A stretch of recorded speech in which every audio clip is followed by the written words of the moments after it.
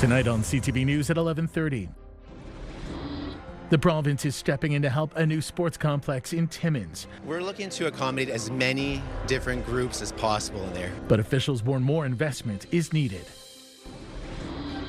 Plus, sparking change from a moment to tragedy. It's hard. There are pictures in a small room that I have set up for just memories and stuff. A northern couple wants the province to mandate water safety in the classroom. And we'll introduce you to the now highest ever scoring goalie in the OHL.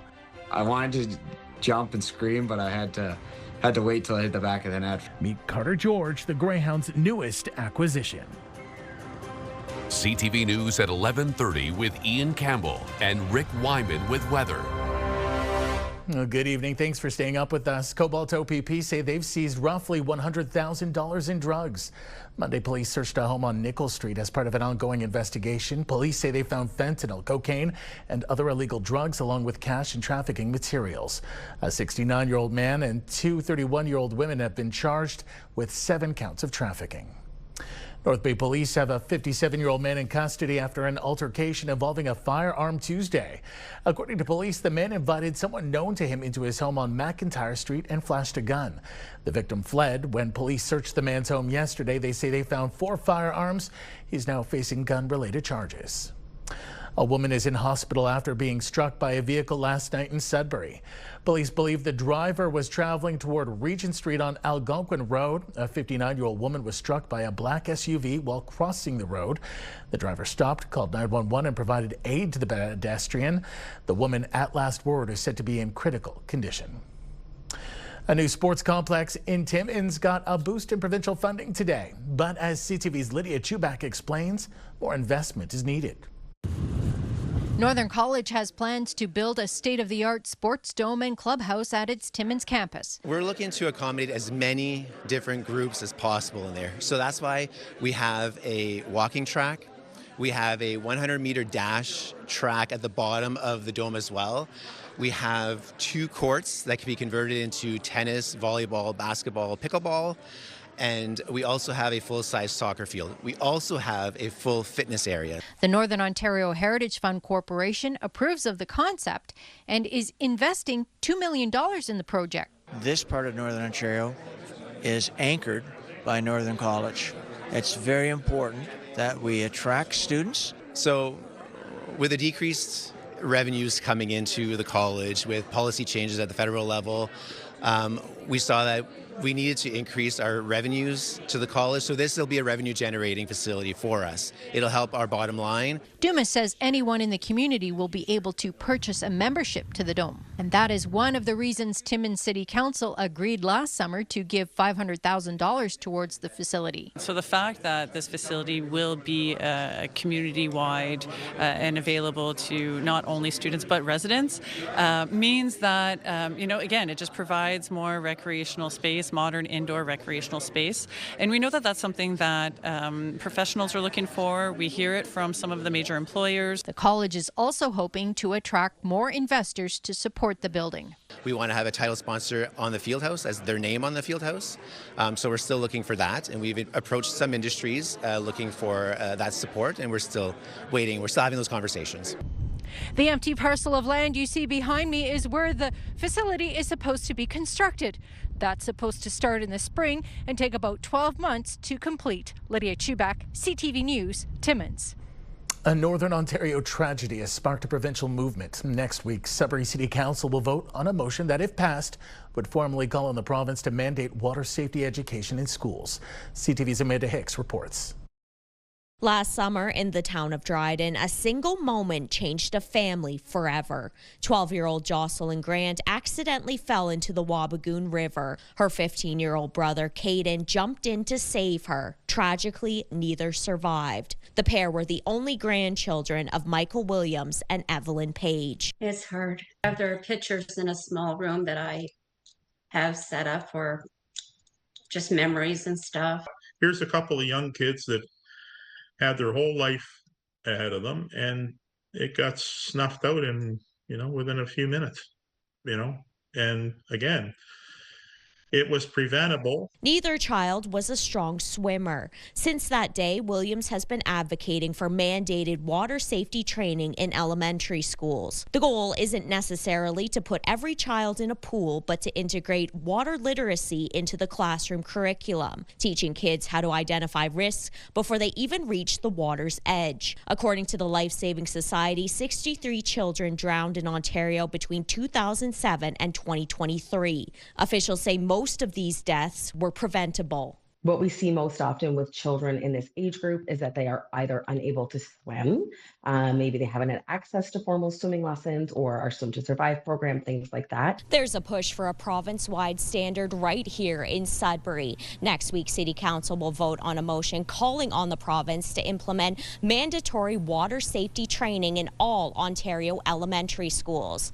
The councillor backing the motion says these skills aren't just extracurricular, they're essential. Early in my career as a paramedic, I attended a call at a lake where a young person had drowned, and I experienced the impact when the family arrived, and it's not something I'd want to see happen to anyone.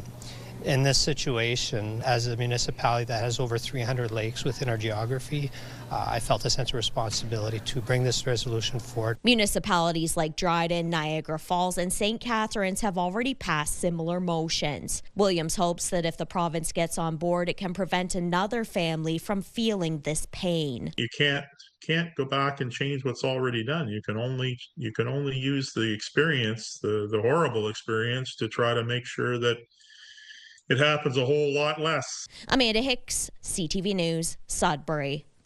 This is day 5 of strike action by the Laurentian University Faculty Association. Today, members were joined by students, Faculty Association members from universities across the country, as well as local unions. CTV's Lindsay Alick has the latest. Solidarity.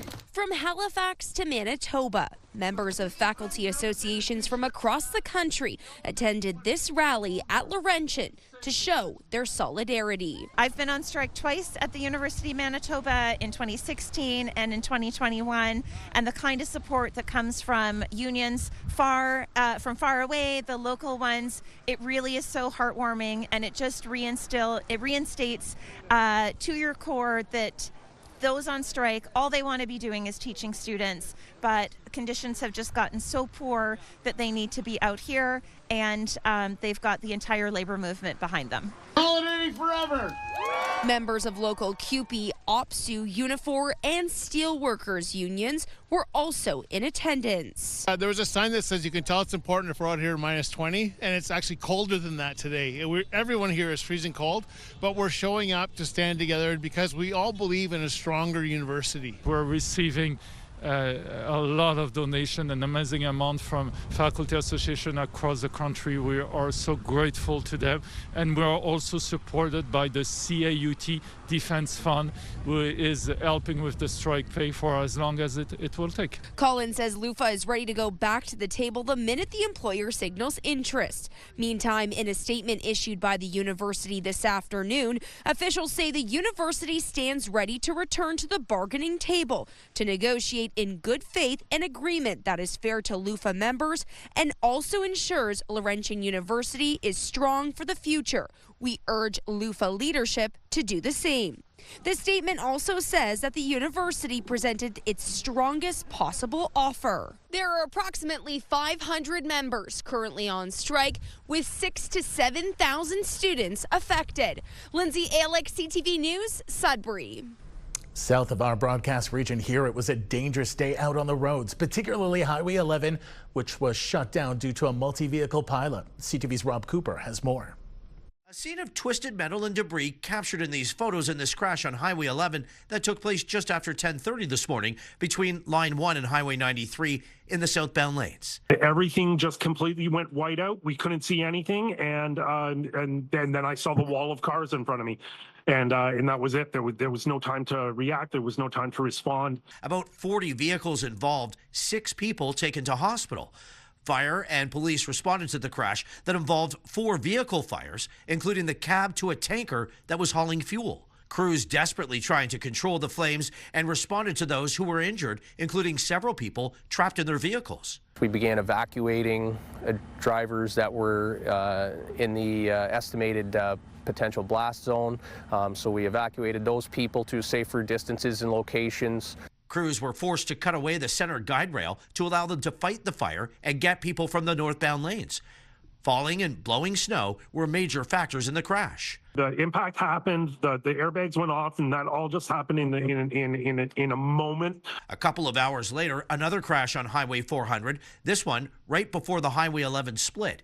Several vehicles crashing in whiteout conditions. There were reports of people seen outside their vehicles. Blowing snow played havoc for most of the region all day.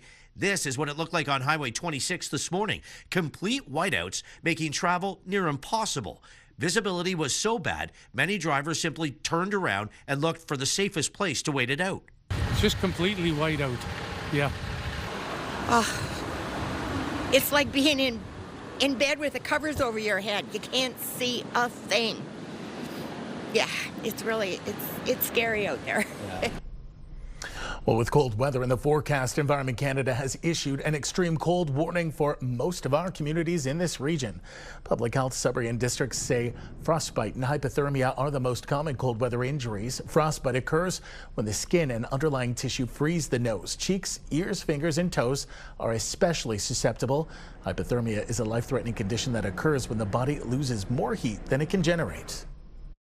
Anyone can be susceptible to cold-related injuries, so everyone should take precautions. There's things that you can do to protect yourself, so always look at the weather forecast and plan accordingly. You should wear a wind-proof outer layer, warm mittens, and a hat. Cover your face with a scarf. You should have dry footwear on, and of course you should limit the time you spend outdoors. Extreme cold warnings are issued by Environment Canada with very cold temperatures or wind chill is expected to reach minus 40 degrees Celsius for at least 2 hours. Meanwhile, the same alert is now being also issued for North Bay and area. The Social Services Board increasing capacity at the Northern Pines Transitional Housing Complex from 46 to 68. Time now for a short break here on CTV News. Coming up, Rick will have your full weather forecast. For now, a look at the weather alerts we once again have in place tonight. Those are all, for the most part, extreme cold warnings, except for some squall activity in around the Sault Ste. Marie area. In around Sudbury, Elliott Lake, the North Shore, that's going to be minus 40 or so. When you get to Timiskaming Shores, Kirkland Lake, Timmins, Iroquois Falls, Kapuskasing-Hearst, you're looking at wind chills of minus 40 to minus 45. And when you get to Moosonee, that is minus 45 for a wind chill. Here's how the temperatures are going to progress as the weekend continues, and we are not going to see a whole heck of a lot of improvement, but that is pretty much going to be the entire story. So make sure you bundle up out there. Here are the current temperatures as we see them. Minus 30, yikes, in Kapuskasing, minus 30 in Timiskaming Shores, minus 30 in Sudbury, minus 31 in Timmins, minus 35 in Chapleau. Definitely the cold spot at the moment. Rick will have details coming up in a moment. Welcome to the weekend. It's here, and with it some warmer temperatures across northeastern Ontario. Forecast radar looking pretty good. Lots of sunshine in the forecast, but those nasty wind chills will be in effect tonight, overnight, and for the better part of the morning. But then things change. Things will start to warm up, as you can see, but no appreciable precipitation, and that's a good sign for some areas. 7-day forecast, here we go. Wind chill wake up is minus 39 for tomorrow. Loads of sunshine though. Sunday we've got some flurry activity. Monday, Tuesday, chance of flurries at 40 and 30%. Wednesday, Thursday, some sun and cloud both days, but take a look at the temperatures warming up, and that should happen by about midday tomorrow and continue for the next couple of days. Minus 16 and minus 15 your highs by the trail end of next week. Sault Ste. Marie and Algoma. Here we go with chance of flurries. Wind chill tomorrow morning when you wake up at minus 37. Chance of flurries on Sunday, Monday, Tuesday, and Wednesday. But the temperatures are better, and we get rid of those nasty wind chills. And of course, take a look at Thursday. We've got some sun and cloud and a high of minus 12 degrees. Loads of sunshine here in Timmins, Cochrane, Kapuskasing. We start off with sunny skies tomorrow. Wind chill to wake up to is at minus 44. Sunday, we've got sun and cloud. Monday, sun and cloud. Chance of flurries on Tuesday. Wednesday, sun and cloud. And Thursday, some cloud cover. Take a look at the temperatures. A few minus 17 days, but that's okay. Better than what we're getting right now. How about Temiskaming Shores and Kirkland Lake? Sunshine tomorrow, wake up weather minus 36, sun and cloud Sunday, Monday. Chance of flurries on Tuesday, Wednesday, Thursday, more sun and cloud, minus 18 and minus 16, your daytime highs. And of course, your evening temperatures are a lot better than they have been in the last couple of days. North Bay, West Nipissing. Sunshine tomorrow, wind chill when you wake up, minus 38. Sunny skies, well, out of the equation on Sunday because we've got cloud cover, minus 14, chance of flurries on Monday, chance of snow Tuesday, Wednesday, Thursday, sun and cloud both days, minus 17 and minus 16. Of course, your normal for the most part across the Northeast, anywhere from minus 7 to minus 11. That's not happening this week, but things will improve. So, Ian, one more night of the extremely cold weather with the wind chill. Wake up weather tomorrow will be very cold as well, but then things start to improve by about midday. Back to you. I hope so. Thanks, Rick.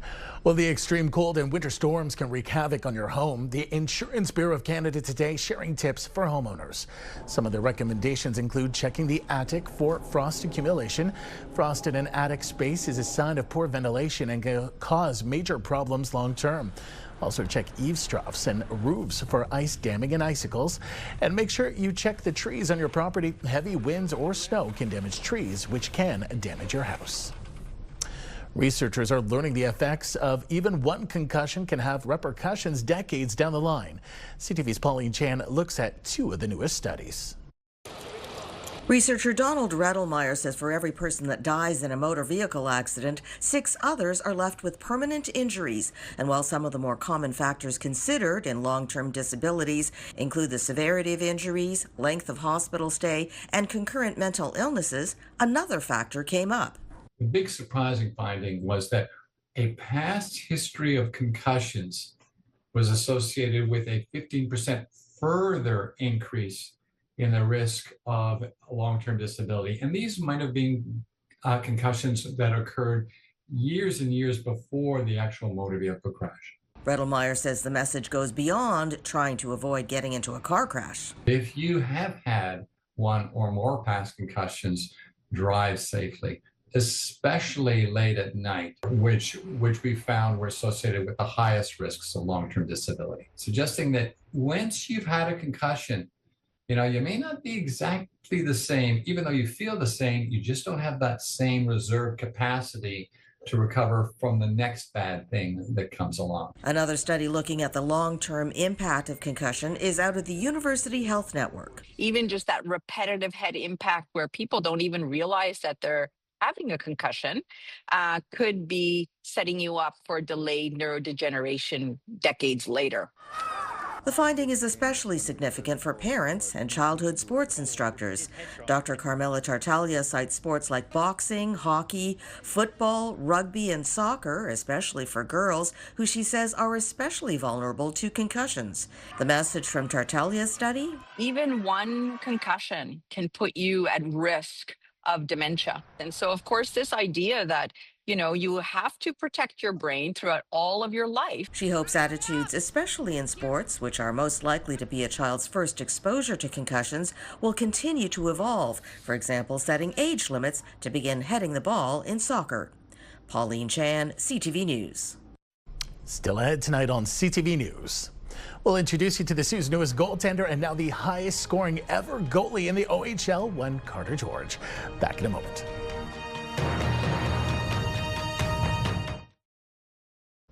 Sault Ste. Marie's newest netminder is now the highest scoring goalie in OHL history. Carter George set the hockey world abuzz this week with his second ever goalie goal for the league. When it comes to a hockey career moment for a goalie, it doesn't get much sweeter than this. That was Greyhound Carter George finding the back of the net to help propel his team to a win. What's even more remarkable, at the time of this goal, he hadn't even been in the city 2 weeks. George is one of the Hounds' newest acquisitions. I wasn't sure if it was online or not, so I was like, I wanted to jump and scream, but I had to wait till I hit the back of the net first. So once I saw it hit the back of the net and the lights went off, I knew it was in. So once I saw that, then I got pretty excited. If you think he sounds low-key about this, well, he's had time for this to settle in. Plus, it's not his first goalie goal. He scored one playing in Peterborough for Owen Sound. This makes him the highest-scoring goalie ever for the OHL. George is no stranger to attention. He captured the hearts of many, donning the Team Canada colors at the World Juniors and under 18. Even still, he says this is pretty cool. It's been pretty cool. My phone's been blowing up since this happened, and all the fans have been going nuts for me. So it's pretty cool to see, and this community here has really welcomed me pretty nicely this past few weeks. It was awesome. Super pumped. Crowd was loving it. It was definitely, again, another amazing memory I get to cherish here in the Soo. For Mark Vizentine, the Greyhounds goalie coach, it's almost a sense of deja vu. George's goal comes almost 1 year to the day the Greyhounds had their last goalie goal with Nolan Lalonde. Something, like I said, there's something in the water up here. It's super special, and I'm just personally super grateful to be a part of it. George says he's just grateful for all the support from the fans and his team.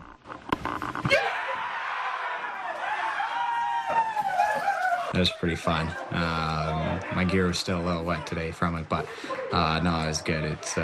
They really welcomed me. That group of guys in the locker room has been awesome, and they've been really good to me. Congratulations again, Carter, and welcome home to the North. The Greyhounds, meanwhile, had a night off, but it was a busy night in Sudbury as the Bulldogs and Wolves faced off to see whose bark was bigger. Out of the goal crease area, picked up by Provorov now. He'll bring it around. Long shot. Score! A lot of back and forth between the two teams, including this goal from Jean-Christophe Lemieux. Sudbury goes on to fall to the Bulldogs, but in overtime final score 5-4. Over in the NOJHL, the Sudbury Cubs, after 3 periods of overtime, lead Powassan with a 4-4 tie against the Voodoos. The Iroquois Falls come out on top over the French River Rapids 4-2. A tough battle in Timmins between the Thunderbirds and the Rockends in a 6-5 victory for Timmins, and another tie in Espanola between the Eagles and the Paper Kings, final score 2-2. The Elliott Lake Rotary Club is hosting the 70th annual Can-Am Bonspiel with the help of 2 Sudbury Rotary Clubs. The 3-day event is being held at the Northern Credit Union Community Center in Sudbury. It's bringing 16 teams from the U.S. and Ontario together for sport, fellowship, and celebration. The Bonspiel will support a charity in keeping with the Rotary motto, service above self. It will support a charity at our banquet this evening. And that charity is going to be Easter Seals, and that was chosen by the Sudbury clubs in our way of saying thank you to them for all the help that they've been to sponsoring and putting on this program for us. We have 16 teams competing here from as far away as Rice Lake, Wisconsin. We've got teams from all over Ontario. We've got 3 Sudbury teams, our team from Elliott Lake. We've got a couple of teams from Guelph and London. It's a great opportunity for everybody to come together. The winning team will move on to the Rotary World event in North Carolina in 2028. Finally tonight, Miners for Cancer is back for its 30th year, kicking it off as always with their Allen Epps Memorial Hockey Tournament. CTV's Madison Merrier reports. Miners are trading in their steel toes for hockey skates this weekend in the name of raising money for Northern Ontario families of children with cancer. We love to give back. Miners for Cancer is a great organization. It's a great charity, great fundraiser, and the camaraderie, all the different sites, people you don't get to see, year around or every day. So Miners for Cancer weekend hockey is just a great time. It's really special to be able to come out here and have a good time and also support a good cause. Over the 30 years, the tournament has donated $1.6 million, and this year the tournament is adding on another $30,000 to that total. Our mandate was to contribute back to the community, basically, and support cancer patients, cancer care. We cannot do the work that we do without Miners for Cancer and organizations like this who continuously support NOFCC with their hearts and support, volunteering, doing whatever they do to help us. For many teams, the chance to play a game of hockey for a cause is what brings them back year after year. We jumped on the opportunity, and the the interest from everybody on site was overwhelming. It was almost too overwhelming to be able to have just one team, but there was only one spot available. As far as the charity is concerned here, it's just an absolute pleasure to be able to take part in something like that. We bring our community together. We are a mining town, and it gives us the opportunity to celebrate, have a great fun weekend, and raise money for an amazing cause. The night will end with a DJ and karaoke tonight before starting back up again tomorrow morning with their brand new Mini Sticks tournament. Madison Marier, CTV News, Sudbury.